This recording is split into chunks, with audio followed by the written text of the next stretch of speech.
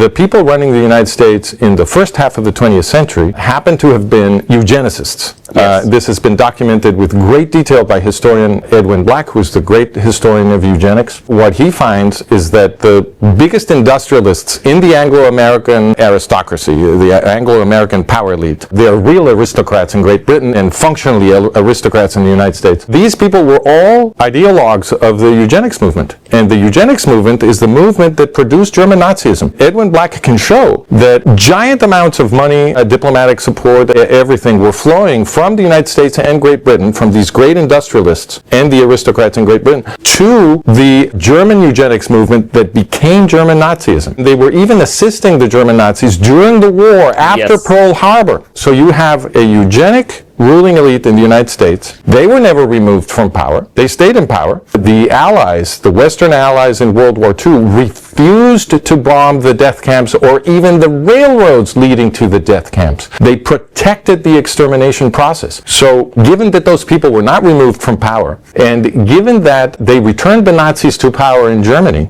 this is also relatively famous for some of us. Historian Christopher Simpson documented that after World War II, the CIA was created by absorbing tens of thousands of Nazi war criminals that formed part of Reinhard Gehlen's organization. Yeah. By the way, this channel should invest some resources in making a show on the amount of Nazis that were sent as delegates to Iran in the 50s to prop up their industry, and how these industries became the Iranian military industry of today. You would find quite a lot of names there. Very interesting. And who sent those Nazis to Iran? The same people who were running Western Germany at the time.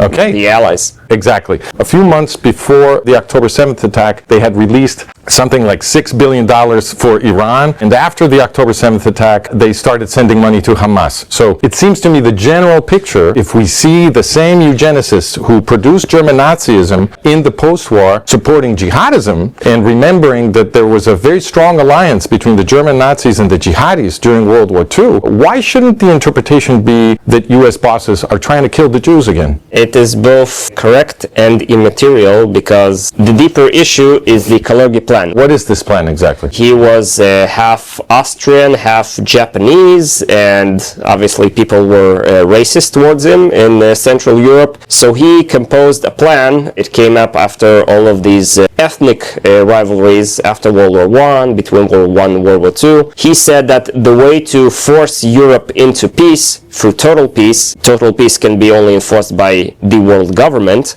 is to remove the national identity of everyone in Europe. And the way to do that he proposed, is to flood Europe with hundreds of millions of immigrants from Africa,